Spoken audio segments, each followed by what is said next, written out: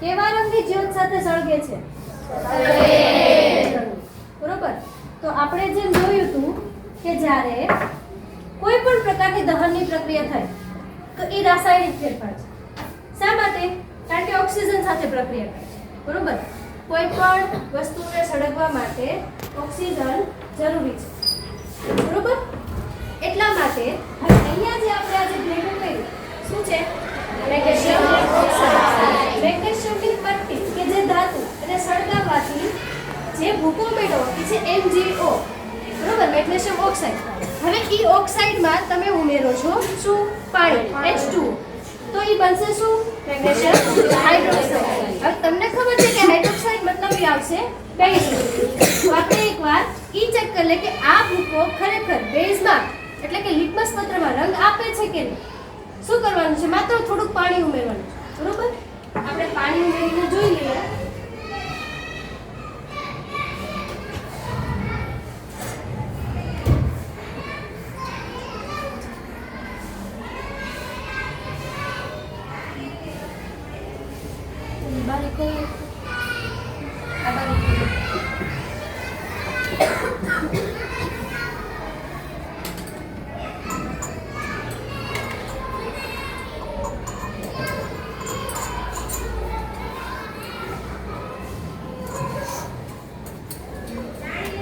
તમને ખબર છે આના દ્વારા બીજો કોન્સેપ્ટ પણ તમે શીખી શકો. શું? દ્રાવ્ય અદ્રાવ્ય.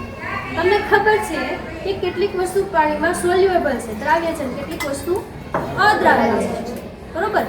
તો તમે આના ઉપરથી કયો આ શેમાં આવશે? સોલ્યુબલ કે ઇનસોલ્યુબલ? સોલ્યુબલ માં આવે. દ્રાવ્યમાં આવે કે અદ્રાવ્યમાં આવે? દ્રાવ્યમાં આવશે. હું એને હલાવીને મૂકું છું છતાં એના કણો પાણીમાં મિક્સ થઈ જાય, એકદમ અદ્રશ્ય થઈ જાય. શેમાં આવશે? બરોબર. જે વસ્તુને તમે પાણીમાં નાખીને મિક્સ કરો છો કોઈ પણ પ્રવાહીમાં છતાંય ઈ સોલ્યુબલ નથી, જે દ્રાવ્ય નથી, અદ્રશ્ય થતું નથી, શેમાં આવશે? અદ્રાવ્ય. બરોબર. આનો તમે રંગ જુઓ શેનો જેવો લાગે છે? સફેદ. બરોબર. અને તમે આને પારભાસક પણ કહી શકો. તમે છઠ્ઠામાં કોન્સેપ્ટ શીખી ગયા પારદર્શક, પારભાસક અને અપારદર્શક. બરોબર. એમાંનો આ બીજો કોન્સેપ્ટ. સાથે આપણે બીજી વસ્તુ પણ શીખતા જઈએ છીએ. તમારી આજુબાજુ ઘણી જગ્યાએ આવું બધું થાય છે. માત્ર વાત એ છે કે તમારે એને ઓળખવાનું છે. બરોબર. આ આપણે બનાવ્યું મેગ્નેશિયમ હાઇડ્રોક્સાઇડ. હવે મને ઈ કહો બેઝ કયા લિટમસ પત્રમાં કયો રંગ આપશે? લાલમાં. આપણે બંને, આપણી પાસે બંને લિટમસ પત્ર છે. આપણે બંને લિટમસ પત્રમાં બરોબર. મારી પાસે સ્ક્રુવા છે. સ્ક્રુવાથી ખરેખર હું પાણી નહીં પણ શું લઈશ?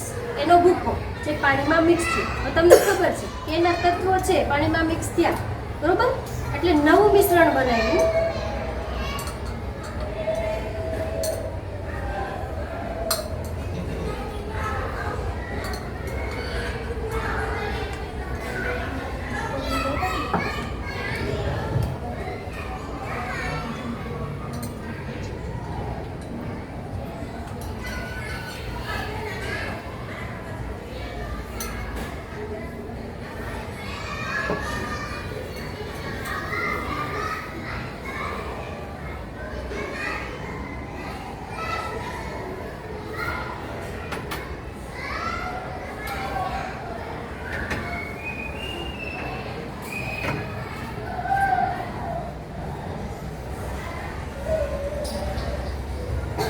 પત્ર છે કઈ વનસ્પતિમાંથી બને છે?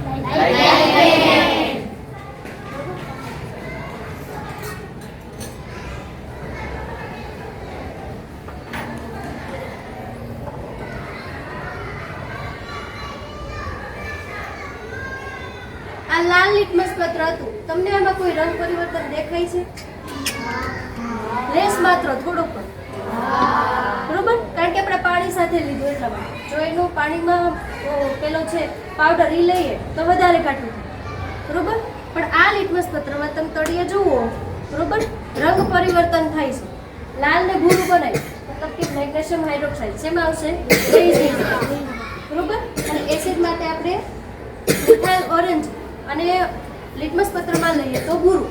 ભૂરાને લાલ બનાવે એ ભૂલા, ભૂરાને લાલ બનાવે તે એસિડ. બરોબર. અહીંયા સુધીનો કોન્સેપ્ટ ક્લિયર? મેગ્નેશિયમની પટ્ટી, મેગ્નેશિયમ ઓક્સાઇડ, ઓક્સાઇડમાંથી હાઇડ્રોક્સાઇડ અને એમાંથી બેઝ. આ પૂરેપૂરો કોન્સેપ્ટ ક્લિયર? સમજાઈ ગયો?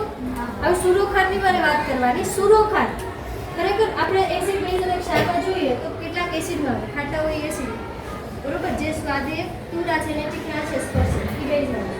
ક્ષારમાં શું તો કે જ્યારે તટસ્થીકરણની પ્રક્રિયા કરો છો એ દરમિયાન જે તત્વ જે પદાર્થ ઉત્પન્ન થાય છે એ ક્ષાર.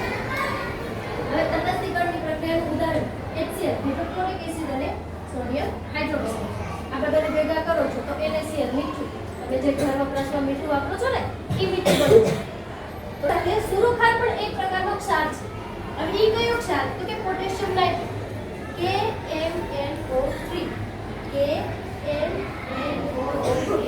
પોટેશિયમ નાઇટ્રેટ એવા પ્રકારનો ક્ષાર છે કે જે ખેતરમાં ખેત પદ્ધતિમાં વપરાય.